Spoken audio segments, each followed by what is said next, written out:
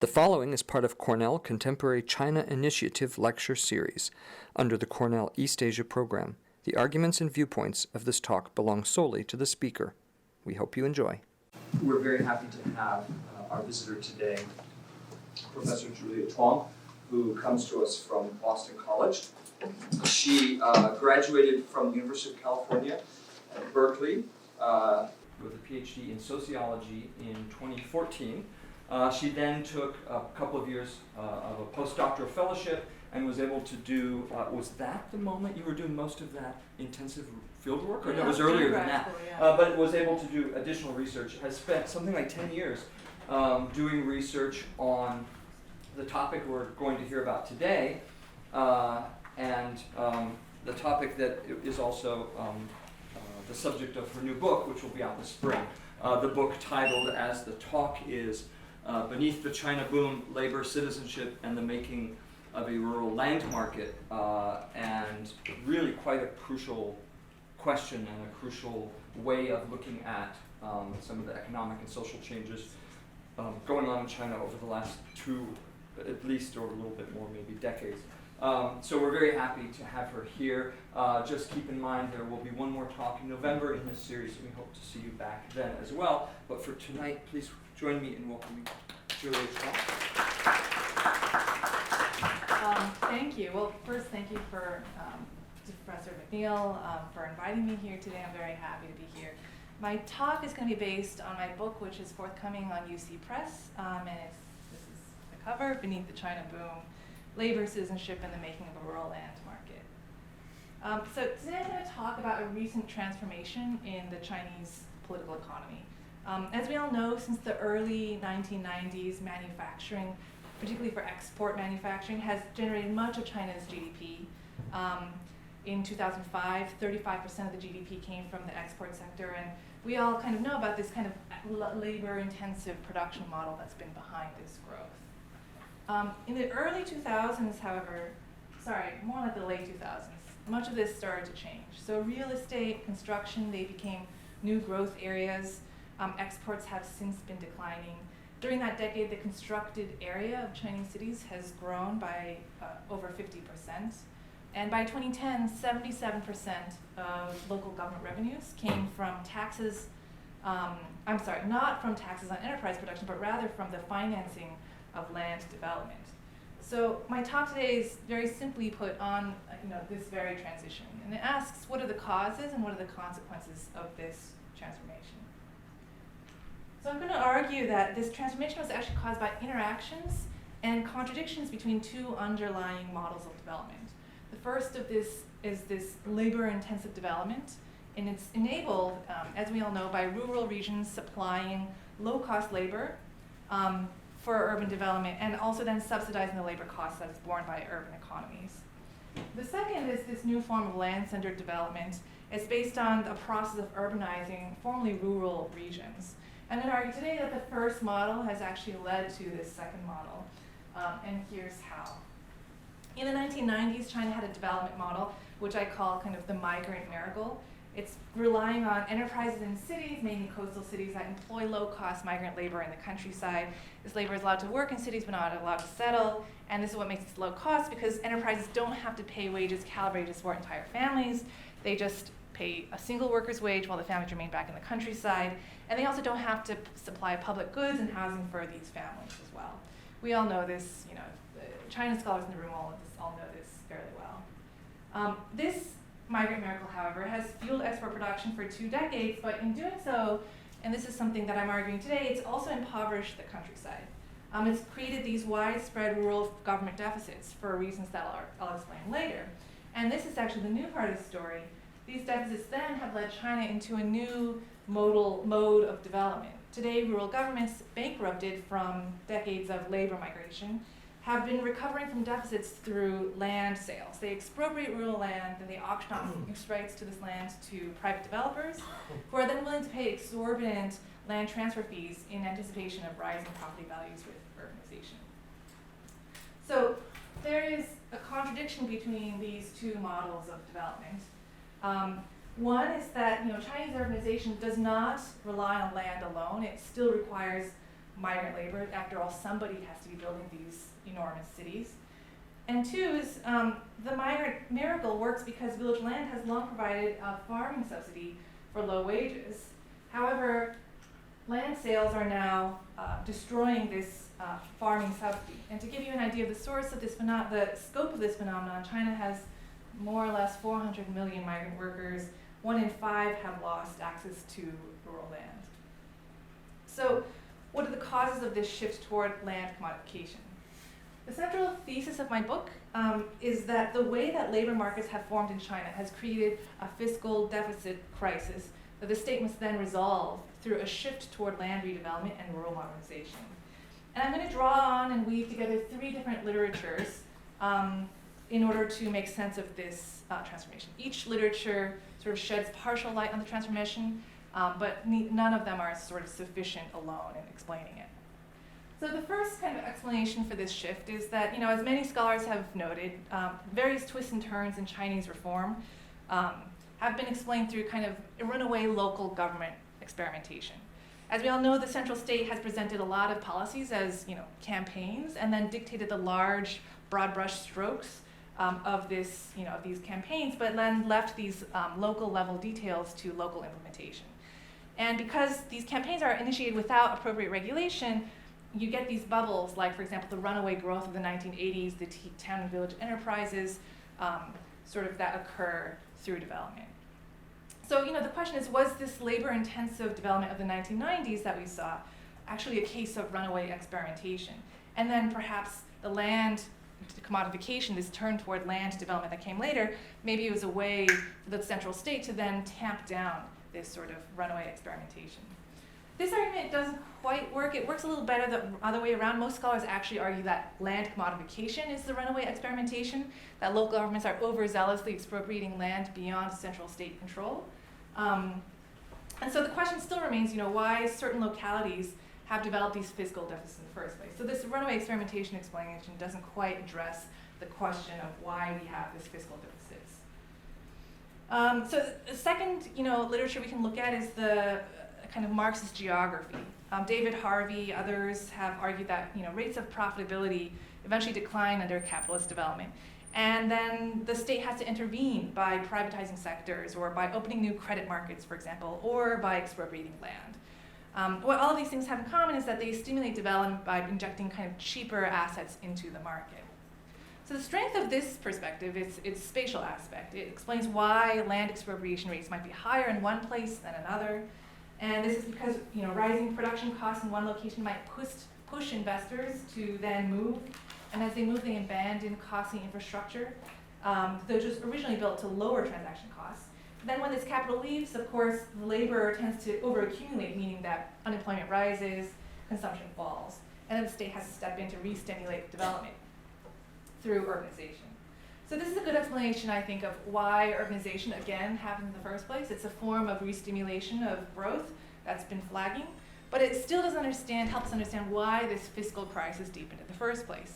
Capital flight in China, moreover, did not precede the fiscal crisis. Before and even during the land-centered development boom of the 2000s, export-oriented manufacturing was still growing. So in order to understand the fiscal crisis, I think we have to look to a third literature, which I would call kind of a more celebratory literature that has proclaimed China's benign capitalist rise. This is the literature on China's development without dispossession. Giovanni Arrighi has alleged that China has bypassed the labor-capital confrontation that's been so central to Western development. And it's done so by preserving universal use rights of land in the rural countryside, and creating, therefore, this partially wage-dependent labor force that can withstand wages that are set even below the subsistence level, again, because families are subsidizing the wage through farming. So, of course, all 3 of these explanations, I think, are necessary for understanding this. The last explanation, I think, gets a little closer as to why this fiscal crisis happened in the first place. You had this highly successful model of development without dispossessing the peasantry, but what Arrighi and others didn't actually foresee is that this development without dispossession would then lead to large fiscal deficits because rural governments are now subsidizing a workforce or paying for a workforce that's employed elsewhere. and not seeing any kind of fiscal transfers or returns back from cities. So let me go into sort of this last model that I want to expand on. This model for why China's labor is low cost and why its low cost labor model has then led to fiscal crisis. Before I go further, this is sort of a time scale for what I'm talking about. I'm not exactly arguing that labor migration proceeds and then leads to land dispossession. I'm arguing that, well, I am arguing that, but I'm also arguing that labor migration continues during sort of the period of land dispossession. And you can see kind of these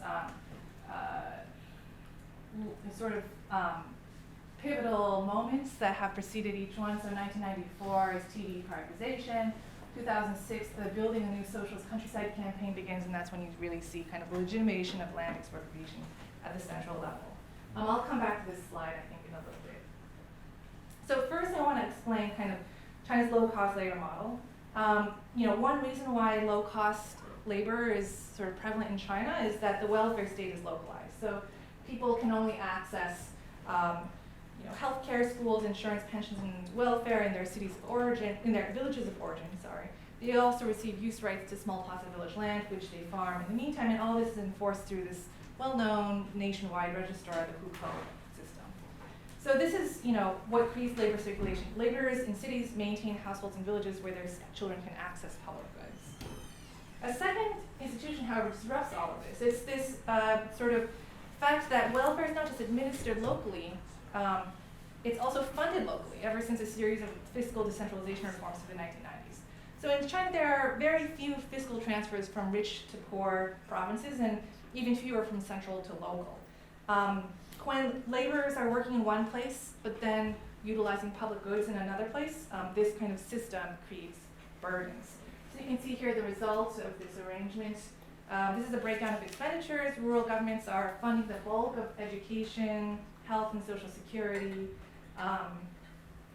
Here you can actually see the public expenditure burdens by the local government. It's been actually growing, hugely since 1994. So this is due to reforms, fiscal decentralization reforms, which have kind of devolved paying for schools and hospitals down to the county level. And here you can kind of see the result of that. You can see sort of education, health, and social security are mainly paid for by the counties. Education is kind of an exception, actually. I think education right now is actually being, since 2014, I think has been kind of pulled back to the central state level. So now their central state is still funding it, or actually at least the provinces are. But nevertheless, health, social security, unemployment are all funded sort of by counties and townships. So as a result of this, you can kind of see what these budgets look like at the local government level. So we see costs represented by this dotted line. They're rising with decentralization. At the same time that costs are rising, revenues, the solid line, are dropping. So in 1994, a huge drop in local government revenues. The state basically has pulled revenue collection away from localities and toward the center. It's a result of many things. One is the kind of rural tax base being wiped out by deepening privatization of TVEs. It's also due to banking reforms that choked off credit to rural businesses. This is what kind of begins the accumulation of local government debts. And then also in 2003 or so, the state abolishes all rural household and agricultural taxes in response to rural tax revolts. So by the 2000s, mid-2000s, many rural governments have fiscal deficits totaling 3 times their revenues. And this is what is driving this shift from labor-intensive to land-centered development. Of course, these deficits are now then resolved through urban expansion. So since 2006, state law has actually updated its hukou policy in order to allow rural governments to legally expropriate village land for urban expansion. And places where this land transfer is happening, rural people can then transfer from rural to urban citizenship. They engage in kind of a land for welfare trade-off. They give up their birthright to village land, and in exchange they get access to urban public goods. Now all this sounds, fairly common sense in theory, but in practice, this so-called land for welfare trade is not really an upgrade for 2 reasons. One, This reform doesn't actually allow rural people to move to cities. It instead requires them to stay in designated townships, which are built to house them, and then the land around them is then being urbanized. And two, these designated townships, they don't actually provide full social welfare, because these local governments that are running them, as you remember, are more concerned with using funds from land revenues to pay off fiscal deficits, not for expanding social programs. So this is kind of the backdrop for the fieldwork that I engaged in. I want to kind of take you into the field with me now and tell you a little bit about the research that I did on this question.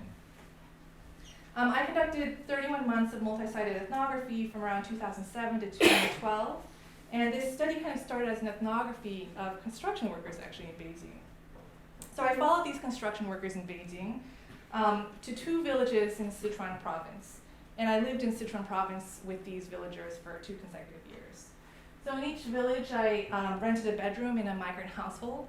I observed how labor is recruited. Each village basically has a broker, an entrepreneurial village man who delivers labor for recruitment for subcontractors in cities to employ.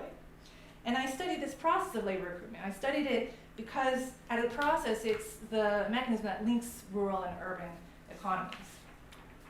I basically sampled villages where construction is the main source of employment. And I did this because, most studies of China until I started studying manufacturing, most of the studies when I started doing this research were actually on manufacturing. But actually, I'm going to argue today that it's construction that's China's a more key industry in China. And this is because construction lies at the nexus of both land and labor markets. So I'll start with, land, the connection between construction and land. In construction, unlike manufacturing, land is the primary source of surplus value or profitability. It's also the primary variable cost. So properties are built on land, and then this land dictates the price at which properties are built. And also, construction then also utilizes labor in a much more exploitative way than manufacturing ever did. And this is because Chinese law allows enterprises to delay paying their wage only until the end of the year. In manufacturing, you also get wage arrears. You also have delayed wage payment, but most of the delays are only 3 months. You get paid at the end of each 3-month period or so. In construction, it's a full year. And this is because construction enterprises in China are actually barred from getting funding from state-backed banks. And this is so that the state can regulate and make sure that you don't get an overheating housing market. And to get around this, lack of credit financing, construction companies have just started offloading the costs onto labor by sort of delaying wage payment. So this delayed wage payment system, it works actually, and it works because the laborers that construction employs are all obviously rural. 90% of labor in construction is rural. And this labor is also embedded in the rural subsistence economy. It means back in the countryside, families are farming to subsist until wages come through.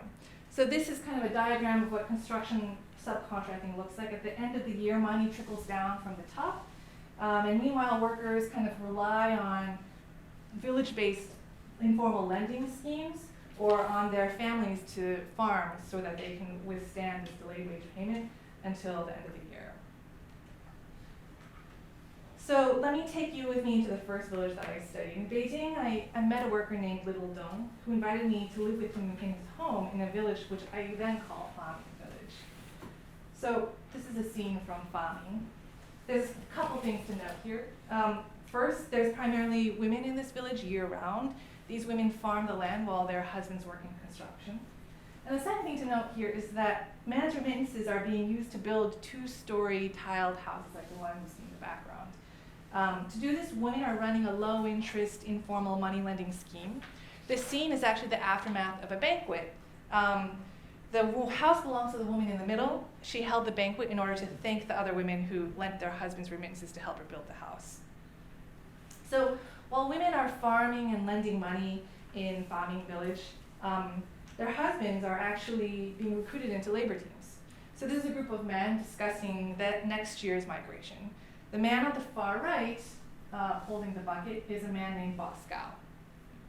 Boss Gao is the unofficial labor broker of Farming Village. He has a difficult job.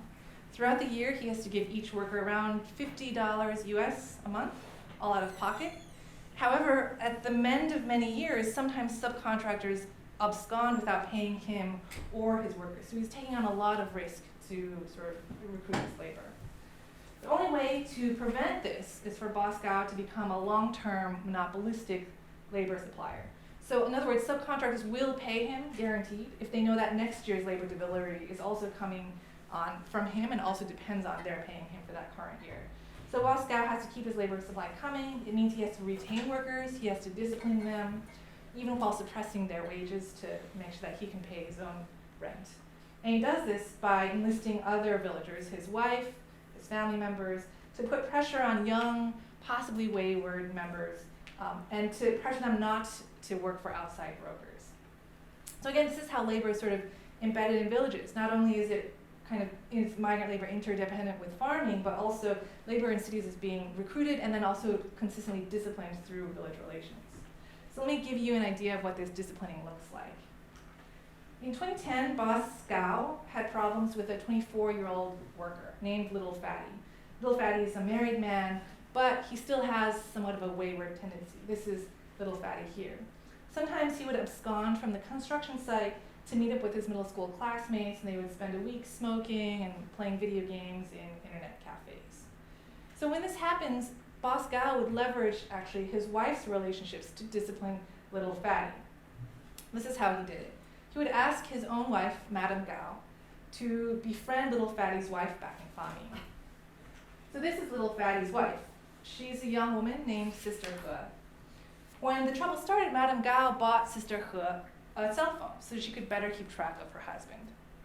Then Madame Gao insinuated herself more into Sister He's trust. She taught Sister He how to buy pigs at the market, how to chop and cook down yam leaves as pig feed, how to sell them for petty income. Once in a while, Madame Gao would make an idle remark about Little Fatty, about how he didn't seem to be sending any money home lately. Madame Gao pointed out that Sister He's house was falling apart. You can see her house in the background, while other migrants were building new houses for their wives. She gave Sister He money for some household repairs.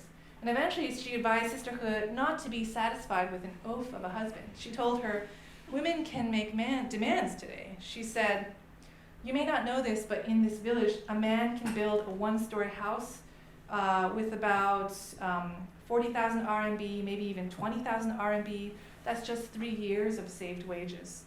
A woman can tell her husband, 'You must build me a house.' She might say, 'You build me a house or I go back to my natal home.'" All of this, I think, was part of Madame Gao's overall strategy. She was hoping that Sister He would eventually domesticate her wayward husband, Little Fatty. So let me summarize before I move on. This is how the labor market in cities remains embedded in the land-based rural economy. First, women farm. This protects their husbands from risks of wage arrears. And second, Boscow is leveraging trust among sort of village women in order to discipline migrants in the cities.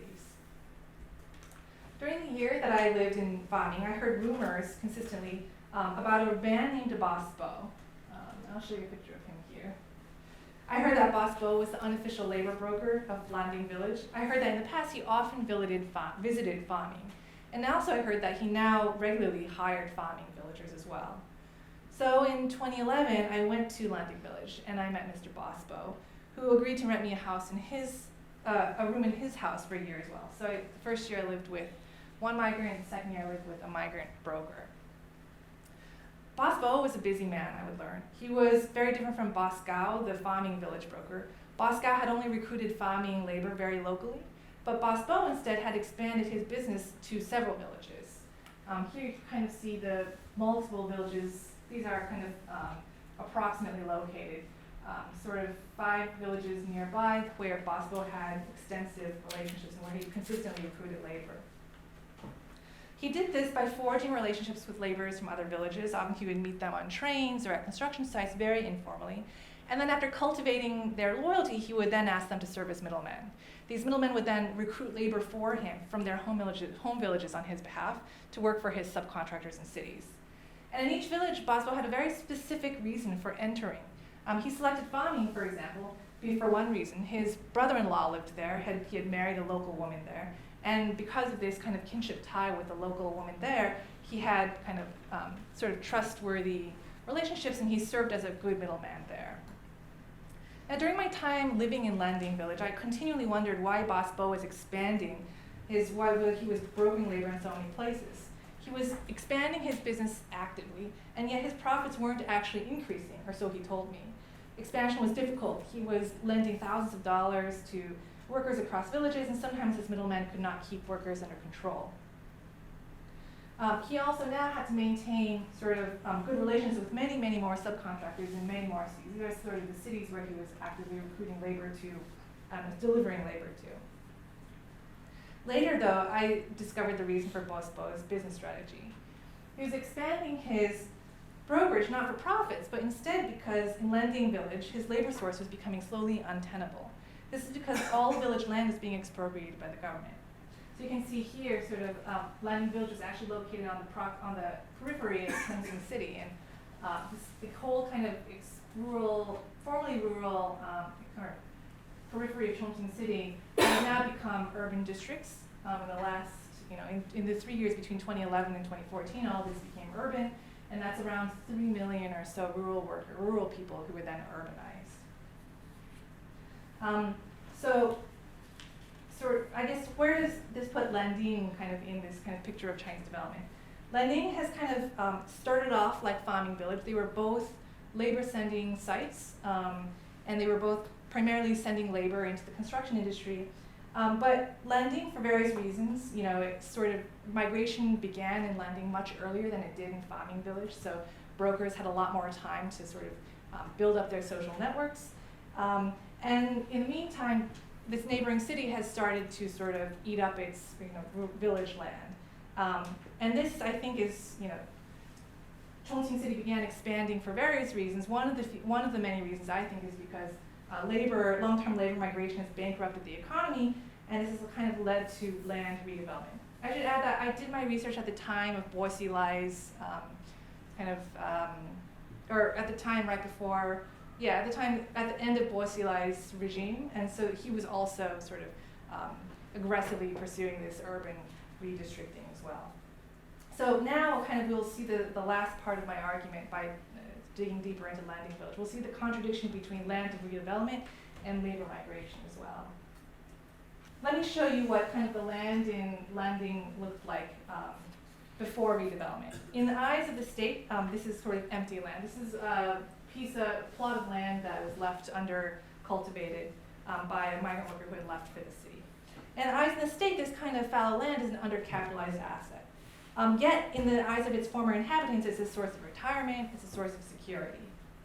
When urbanization came, villagers quickly understood that the most important thing was to sever their reliance on this land. So, for example, Boss Bo, this is his wife pictured here. He purchased an apartment in the county seat, and this is that apartment.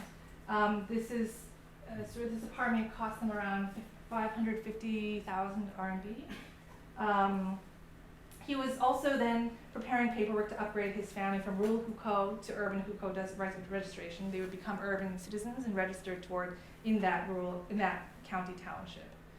Now, just as Boss Bo was preparing for this transition, so too were his workers getting ready.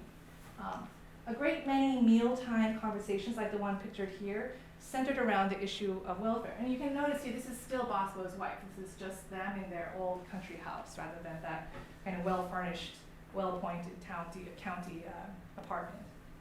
Most villages relinquished their land, and they converted their rural hukou to urban citizenship, hoping to qualify for welfare support during this whole transition. This would help them cover expenses while they were waiting for year-end wages. And usually, the welfare program in their village would admit beneficiaries below a certain income level. This is the DBAO program, the low-income welfare program. Suddenly, in 2011, however, this program was rolled back, and villages were urged to rely on family support instead. At a town meeting, for example, a welfare official announced, "We advise for each household that migrant children remit 20% of their income to elderly parents. If your children do not remit this amount, then you must tell them it is a state-mandated responsibility to care for your parents. Keep this in mind when you talk to them next. Tell them they must remit 20% of their income home to you." So, to recap, all of Landing's population has been re-registered as urban citizens, but they're being stripped of their welfare benefits, which have been minimized in order to cut costs at the local government level. And again, this tightening of the belt, this cutting down of welfare, is a result of fiscal decentralization. So how does this welfare reduction affect villagers? Villagers have to continue working at the same under the same conditions of delayed wage payment as yet before, but they have no land and also no welfare to support them while they await wages. Bosbo was preparing for himself for all of this. He had purchased this apartment, and I was with Bosbo, for example, when he started feeling kind of the changes that were percolating from below. Bosbo was hearing a lot of complaints from many of the workers that he recruited from Landing Village. One day he received a phone call from one of two workers, from two workers, this is one of the two workers. And the worker that he called him, he asked him if he could come home from the construction site because he had heard rumors that some village houses were being demolished.